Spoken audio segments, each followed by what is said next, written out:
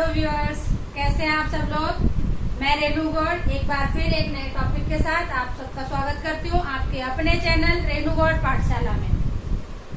आज हम लोग पढ़ेंगे, जो हम पढ़ रहे थे कि शब्दों का वर्गीकरण हम किस किस प्रकार से कर सकते हैं, तो आज उसका जो अंतिम प्रकार है कि अर्थ के आधार पर शब्दों का वर्गीकरण। आज हम इसके अंतर्गत देखेंगे कि शब्दों को हम कितने भागों में और किस प्रकार से बांट सकते हैं। तो अर्थ के आधार पर जो हमने शब्दों का वर्गीकरण देखा है, उसमें दो तरीके से हम इसका वर्गीकरण कर सकते हैं। एक आता है आपका सार्थक शब्द और दूसरा प्रकार आता है आपका निरर्थक शब्द। ठीक है, सार्थक और निरर्थक। सार्थक का मतलब इसमें खुद में ही इनका दोनों का अर्थ छुपा हुआ है। देखिए, सार्थक यानी कि जिनका अर्थ उत्पन्न होता है, यानी कुछ ना कुछ उनका अर्थ होता है, उनको हम क्या कहते हैं, सार्थक शब्द कहते हैं। जिनका कुछ अर्थ निकलता है तो उनको हम सार्थक शब्द कहते हैं। जैसे कि हम कह सकते हैं कि जैसे हम कहते हैं चाय या रोटी, ठीक है, या पानी। इस तरीके से हम कई सारे शब्द हम ऐसे बोलते हैं, इनका मतलब निकलता है। यानी हम जब इनको बोलते हैं तो चाय का मतलब पीने वाला एक पेय पदार्थ है जिसको हम चाय कहते हैं। रोटी का मतलब क्या हो गया कि जिसे हम खाने में इस्तेमाल करते हैं। पानी यानी पीने के लिए जिसको हम इस्तेमाल करते हैं वो पानी। तो इन सब का अपना एक मतलब निकल रहा है। तो जिनका मतलब निकले जिन शब्दों का, उन्हें हम सार्थक शब्द कहते हैं। और निरर्थक शब्द यानी जैसे हम कई बार हम कहते हैं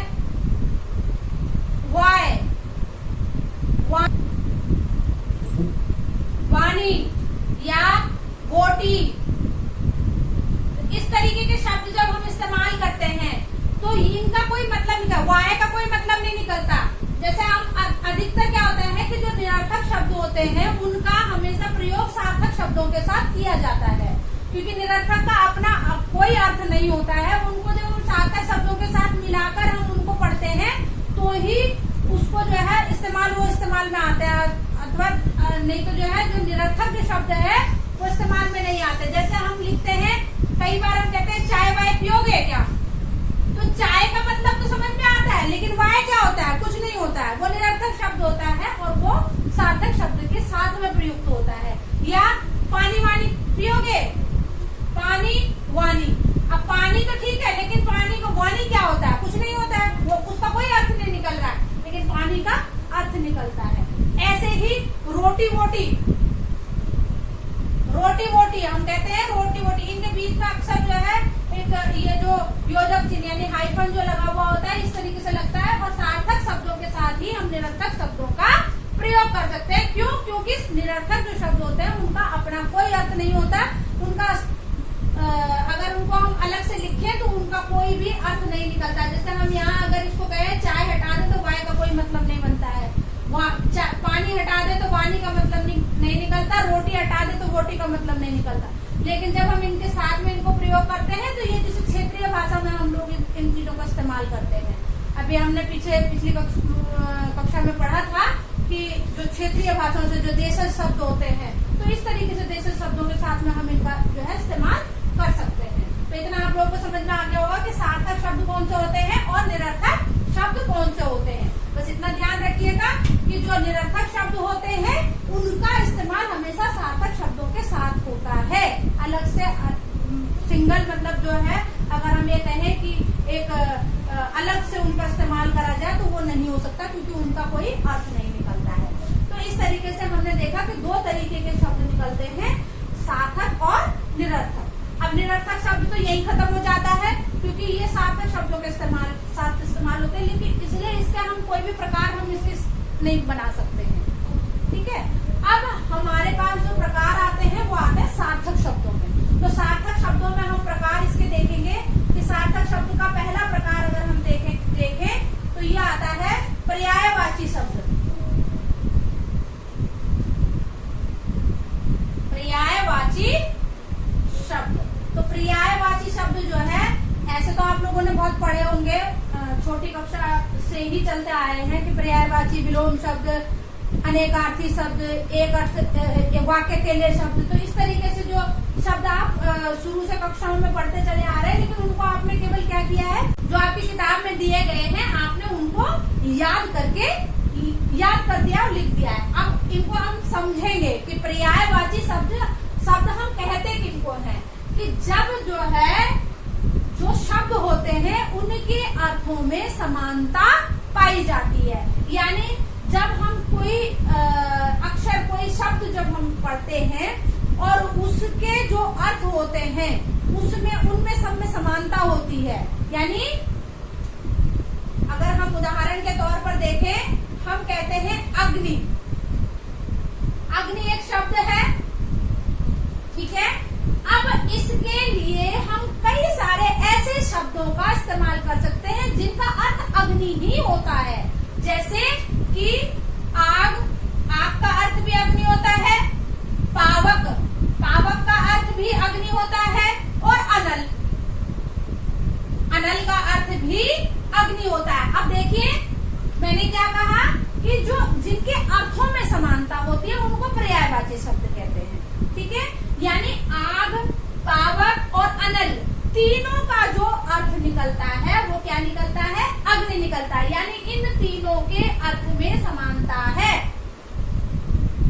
समझ में आ गया इतना कि इन तीनों के अर्थ में समानता है और उसका अर्थ क्या बनता है, अग्नि बनता है। इसलिए हम इनको क्या कहते हैं, पर्यायवाची शब्द कहते हैं, ठीक है। ऐसी एक उदाहरण मैं आपको और बता देती हूँ, कमल। अब कमल जो शब्द है, इसके जो ये अर्थ निकलता है, ये किन किन शब्दों का निकलता है, देखिए। पंकज का अर्थ भी कमल होता है। जलज का अर्थ भी कमल होता है। और वारिज का अर्थ भी कमल होता है। तो ये हो गए हमारे पर्यायवाची शब्द। इतना समझ में आ गया होगा। दूसरा प्रकार हम देखेंगे। दूसरा प्रकार देखते हैं हम एकार्थी शब्द।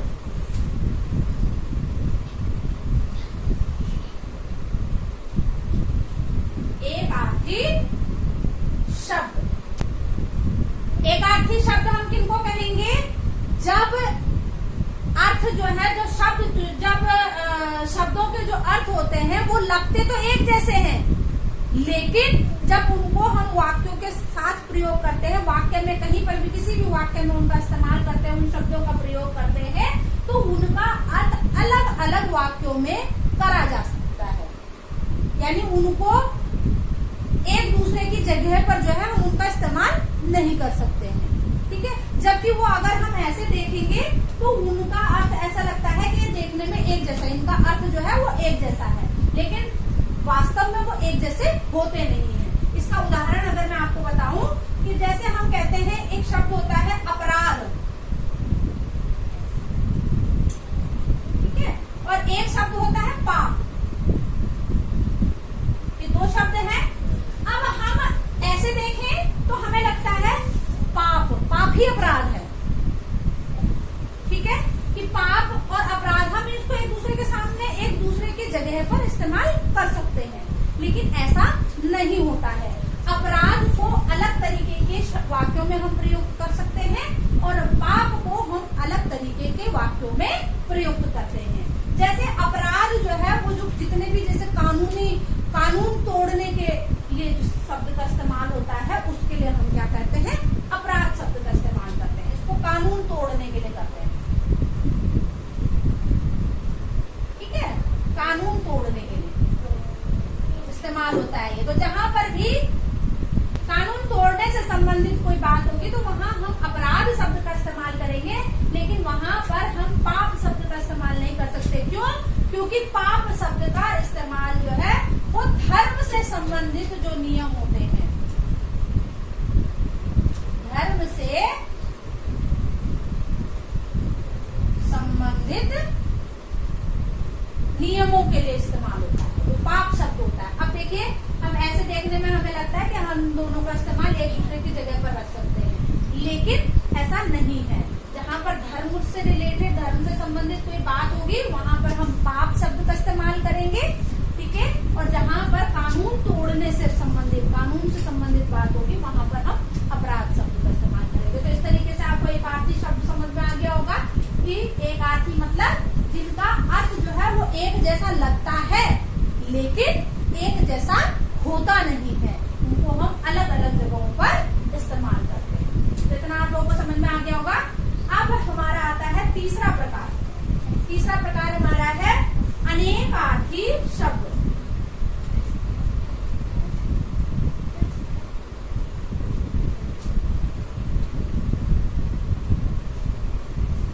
ठीक है, अनेकार्थी शब्द। मैं यहाँ से इसको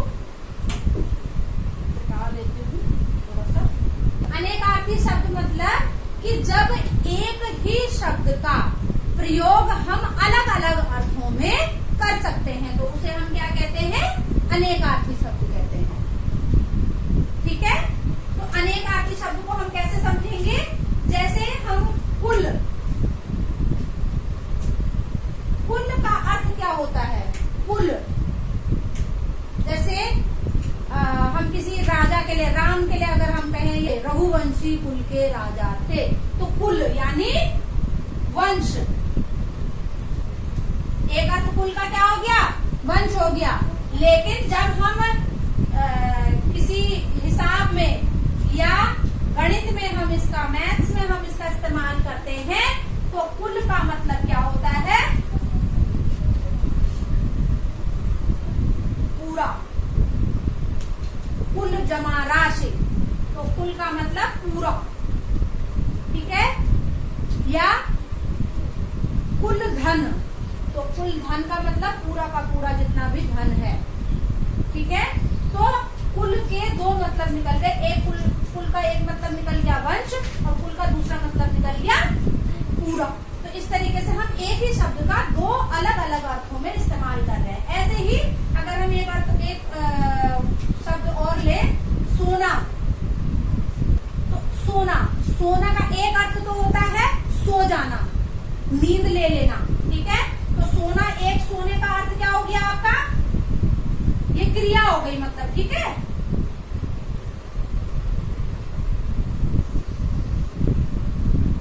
सो जाना, ठीक है। और अगर हम इसको दूसरे अर्थ में ले सोना, तो दूसरे अर्थ में सोना क्या होता है? सबको पता है भाई, सोना क्या होता है? स्वर्ण, स्वर्ण जिसके की ज्वेलरी बनती है, जेवर बन जाते हैं, यानी ये क्या है? धातु, ठीक है। और ये क्या है? क्रिया। तो एक सोने का प्रयोग हमने क्रिया में किया और एक सोने का प्रयोग हमने स्वर्ण धातु के लिए किया। तो अनेकार्थी का मतलब क्या हो गया? जब एक ही शब्द का प्रयोग हम अलग अलग अर्थों में, अलग अलग जगहों पर अलग अलग अर्थों में करते हैं तो उसे हम क्या कहेंगे? अनेकार्थी शब्द कहेंगे। इतना समझ में आ गया? अब अगला प्रकार जो है वो हम लिखेंगे। मैं ये क्लीन कर देती हूँ।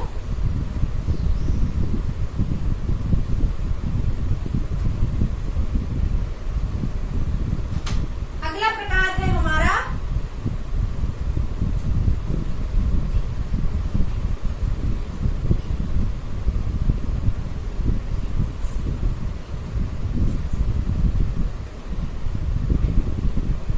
विलोमार्थी शब्द। विलोमार्थी शब्द, विलोमार्थी मतलब जो विपरीत अर्थ देते हैं, यानी जो बिल्कुल उल्टा अर्थ उसका देते हैं, उनको हम क्या कहेंगे? विलोमार्थी शब्द कहेंगे। एक दूसरे का जो विरोध करते हैं, यानी विपरीत, जैसे ऊंचे का नीचा हो गया, आगे का पीछे हो गया, ठीक है। एक दूसरे के विपरीत अर्थ देते हैं, उनको हम क्या कहेंगे? विलोमार्थी शब्द कहेंगे। उदाहरण से हम समझ सकते हैं कि अगर हम मित्र कहते हैं तो मित्र का उल्टा क्या हो जाएगा? मित्र मतलब दोस्त, ठीक है। मित्र का मतलब क्या हो जाएगा? दोस्त। और दोस्त का उल्टा क्या हो जाएगा? दुश्मन, ठीक है। तो मित्र का क्या हो जाएगा? शत्रु, ठीक है। इसको हम अगर दोस्त लिखेंगे तो हम दुश्मन लिखेंगे, और अगर हम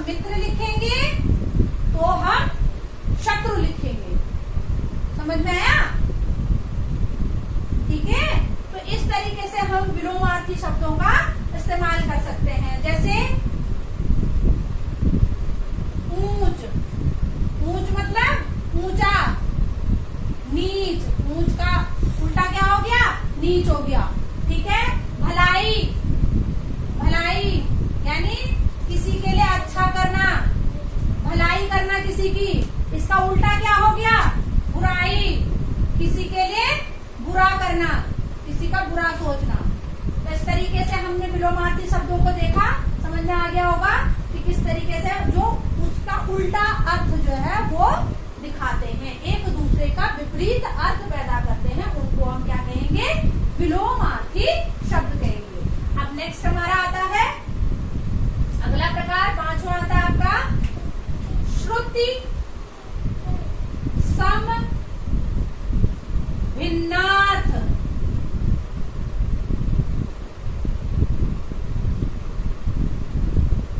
श्रुति सम भिन्नार्थ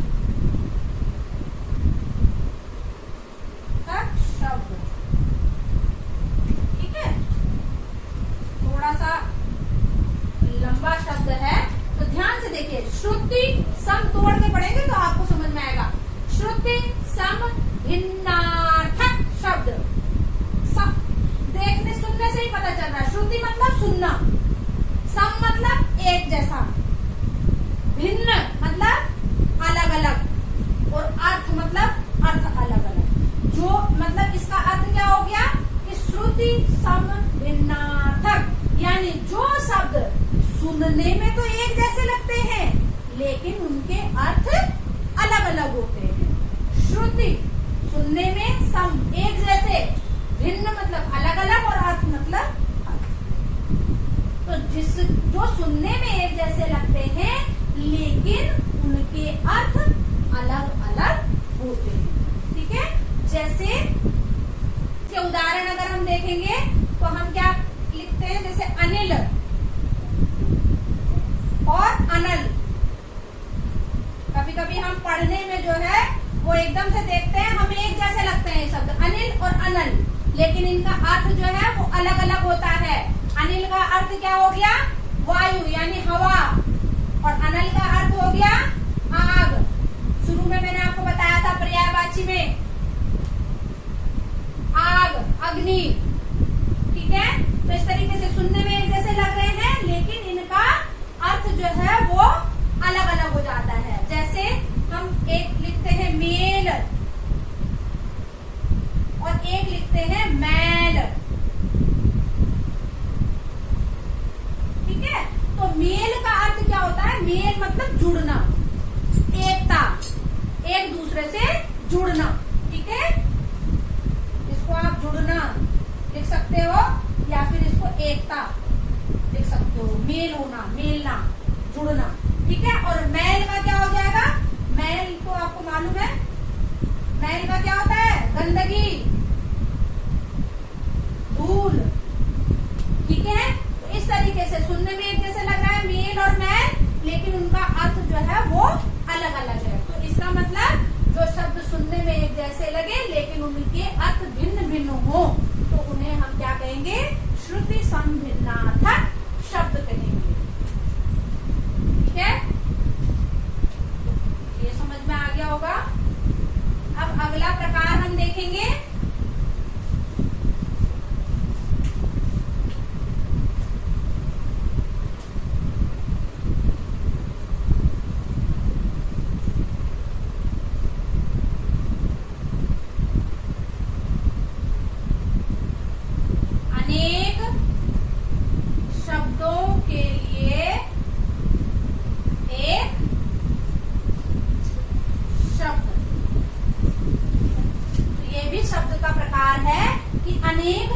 के लिए एक शब्द। यानी कई बार क्या होता है कि हम जब कुछ वाक्य ऐसे होते हैं कि जिनको अगर हम वाक्य में बोले तो वो एक पूरा लंबा वाक्य होता है, लेकिन उनके लिए कुछ जो हिंदी शब्दकोश है उसमें कुछ एक सेलेक्टिव कुछ एक शब्द भी उसके लिए इस्तेमाल करा जाता है।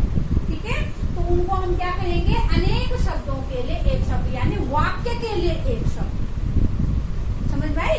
इसको उदाहरण के तौर पर अगर हम देखें तो जैसे हम कहते हैं कि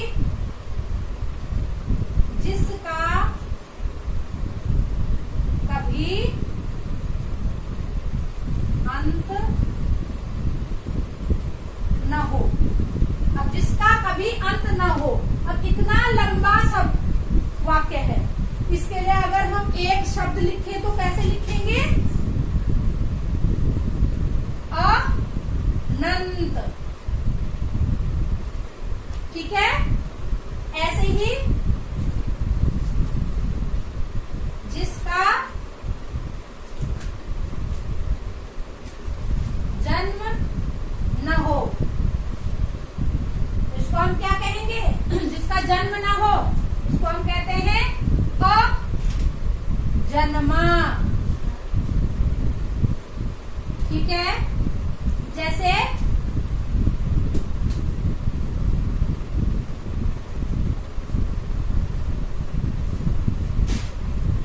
दूर की सोचने वाला। दूर की सोचने वाला यानी दूर की, ऐसे दूर की नहीं कि 1 किलोमीटर दूर की सोचने वाला। दूर की सोचने वाले का मतलब क्या हो गया कि फ्यूचर की यानी भविष्य के बारे में सोचने वाला। ठीक है, तो दूर की सोचने वाले को हम एक शब्द में अगर हम कहें तो हम क्या कहेंगे उसको? दूरदर्शी। तो इस तरीके से आप लोगों को अर्थ के आधार पर जो है वो शब्दों का वर्गीकरण मैंने बताया। उम्मीद करती हूँ कि आपको समझ में आया होगा। ठीक है, और अगर इसमें कोई चीज समझ में ना आई हो, इससे रिलेटेड कोई समस्या हो तो प्लीज कमेंट सेक्शन में जरूर लिखिएगा।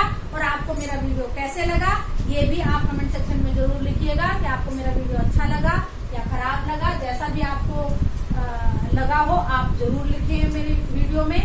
और अगर मेरे वीडियो से आपको फायदा हुआ हो और आपको लगता है कि ये आपके लिए यूजफुल साबित हुई है और आपको थोड़ा भी इससे जो है आपकी के पाठ याद करने में या आपकी कक्षा में आपको हेल्प कर रहे हैं तो प्लीज इसे ज्यादा से ज्यादा लाइक करें, शेयर करें, सब्सक्राइब करें। मिलते हैं एक नए टॉपिक के साथ, एक नए वीडियो के साथ। तब तक के लिए